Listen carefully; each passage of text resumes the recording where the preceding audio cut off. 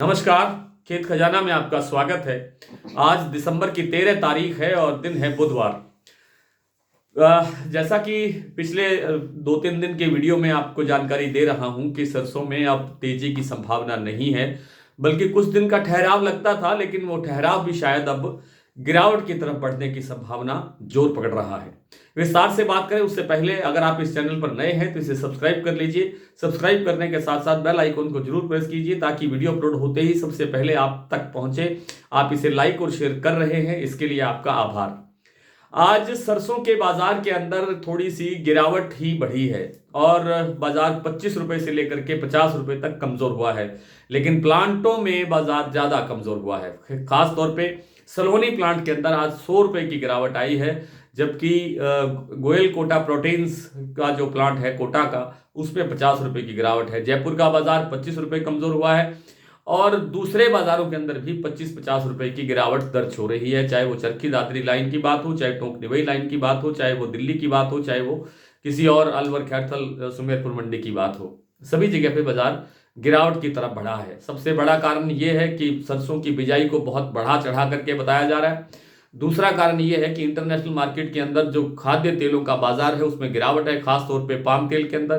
Palm तेल में गिरावट इसलिए है क्योंकि क्रूड के अंदर गिरावट है और सोया तेल के अंदर भी गिरावट बढ़ रही है, क्योंकि ब्राजील में मौसम फिर सोयाबीन की फसल के लिए काफी मददगार साबित होता हुआ दिखाई दे रहा है। हालांकि ये एक अस्थायी सा क्या कह सकते हैं नोटिस है और हो सकता है कि आने वाले दिनों में मौसम फिर एक बार गर्मी की तरफ बढ़े और शुष्क हो जाए, तो फिर मौसम की जो सोयाबीन का जो उत्पादन है उस पर फिर संदेह बन सकता है।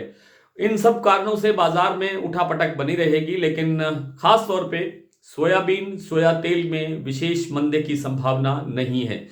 और पाम तेल में अब धीरे धीरे क्योंकि गिरावट आएगी, क्योंकि सर्दी के मौसम में पाम तेल में जमने की शिकायत होती है ज़्यादा, इसलिए इसमें मांग कमज़ोर होती है। हालांकि इंटरनेशनल मार्केट ये कहती है कि पाम में भी कोई ज़्यादा मंदे की संभावना नहीं आनी चाहिए, क्योंकि आगे उत्पादन घटने की संभावना है। नवंबर में भी उत्पादन घटा है, मलेशिया में भी, इंडोनेशिया में भी, और दिसंबर में भी उत्पादन घटने की संभावना है। लेकिन बाजार कमजोर इसलिए है क्योंकि निर्यात नहीं बढ़ रहा है, निर्यात में कमजोरी है।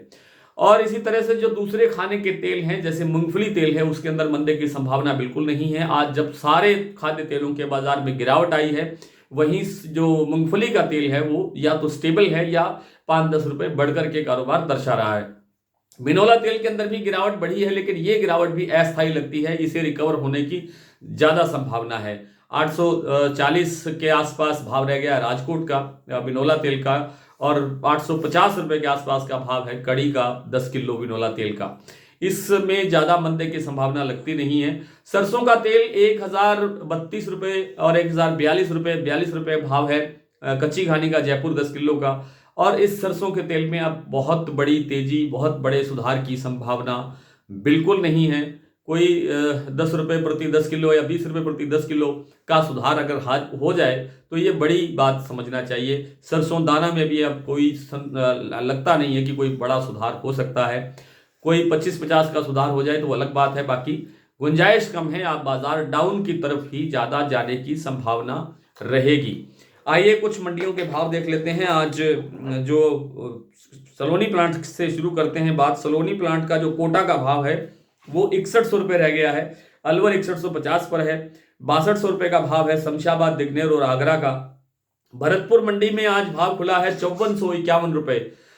5451 रुपये कल की तुलना में ये भाव 25 रुपये कमजोर है। जयपुर 5800 रुपये, दिल्ली 5450 रुपये, चरखी दादरी 5400 रुपये, बरवाला 5250, हिसार 5500, मुरैना 5300, ग्वालियर 5300, बीकानेर 5150, नागौर 5200, अलवर 5450, नडबई 5450, खेरली मंडी 5500, सुमेरपुर मंडी 5450, गंगापुर 5500, खैरथल मंडी 5400, कोटा 5300, हिंडौन मंडी 5471, गंगानगर 5200 रुपये, अबोर मंडी 5000 रुपये और बीपी आगरा का भाव है 5875 रुपये।